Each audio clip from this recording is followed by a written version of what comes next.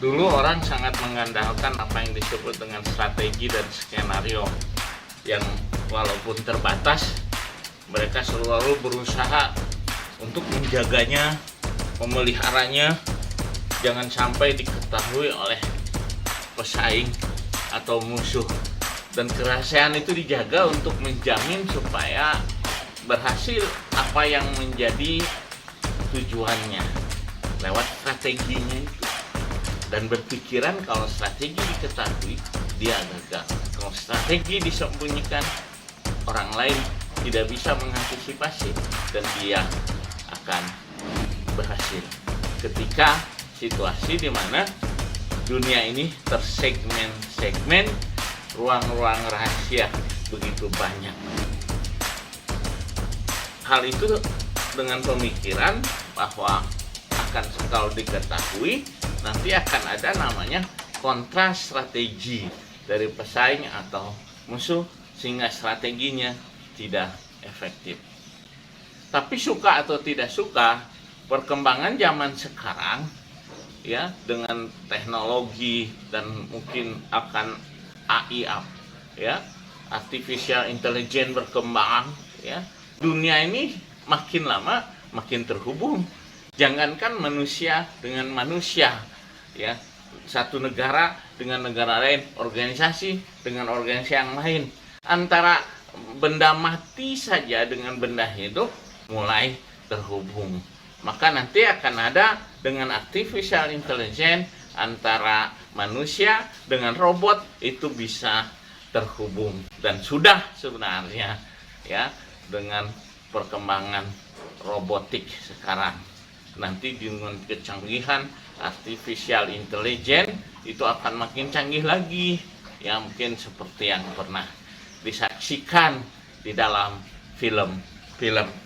Di zaman yang serba terhubung ini, maka yang rahasia semakin sedikit, yang terbuka semakin banyak dan luas ya. Yang mengandalkan strategi dan skenario, apalagi dengan cara licik dan picik, itu makin lama akan makin tidak ada tempatnya, makin akan kelihatan kepicikan dan kelicikan itu. Apalagi tatkala budaya integritas itu sangat kuat sekali atau kekuasaan yang jahat semakin lemah, maka keterbukaan itu akan memperlihatkan kepicikan dan kelicikan itu apa adanya. Dalam keterbukaan, yang tidak jujur, yang suka bohong ya, akan semakin nampak kebohongannya, seperti layaknya si Pinocchio yang saat berbohong maka hidungnya makin panjang. Di dalam era keterbukaan, kalau kekuasaan dengan jiwa pencuri dan keserakahannya makin dominan atau masih dominan, maka yang namanya keterbukaan itu, kejelasan itu akan relatif dihindari. Selalu akan mengajak kepada ketersembunyian, kegelapan, rahasia. Sehingga akan muncul biasanya dalam ragam pragmatisme, sporadis, tipu-tipu, ujuk-ujuk. Hitam dan fraud, penyimpangan itu biasanya menyukai dunia yang rahasia dan dilematis. Mereka biasanya menolak keterbukaan dan kejelasan. Maka kita saksikan bagaimana sejarah terkait dengan kewenangan, dengan kekuasaan. Semakin tinggi kewenangan atau jabatan, maka semakin dibuat rahasia, semakin susah untuk diakses, semakin banyak ruang-ruang tertutup, semakin banyak protokoler, ya, semakin layering protokoler, semakin banyak dayang-dayang cantik, semakin memungkinkan untuk di ruangan tertutup terjadi deal-deal yang jahat dan negatif tanpa ada kontrol. Maka saat lupa, tinggallah jadi kasus, sehingga seakan-akan posisi tinggi identik dengan tinggal tunggu giliran. Visium yang kami usung dan ragam kejelasan masa depan, keterbukaan apa yang akan direncanakan itu cenderung dihindari ya, di dunia yang hitam, di dunia yang gelap. Cara dibuat kabur, multitafsir, dan dibuat dalam area-area dilematis. Dan kita tahu salah satu red flag itu tandanya penyimpangan, salah satunya adalah keadaan dilematis, ketidakjelasan aturan ya. Itu memang belum terjadi kasus, tapi dia red flag, kalau dibiarin akan terjadi kasus. Menghindari kejelasan dan keterbukaan itu seakan-akan berkata, jangan jelas-jelas, nanti pengendaliannya pun nanti akan jelas. Jangan jelas-jelas, nanti mitigasi resikonya pun akan jelas. Dan nanti ruang untuk neko-nekonya pun makin sedikit. Nanti cuan kita dikit gitu. Padahal tanpa tujuan yang jelas, kita akan banyak kehilangan yang sangat berharga dalam kehidupan ini. Ketika ada perjalanan seseorang atau organisasi atau apapun tanpa tujuan yang jelas, kita tidak akan pernah tahu jalan mana yang harus kita tempuh. Kita kehilangan integritas.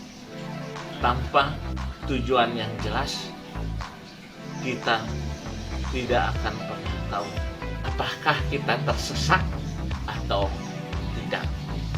Kita kehilangan akuntabilitas. Tanpa tujuan yang jelas, kita tidak pernah tahu apakah kita sudah sampai atau belum.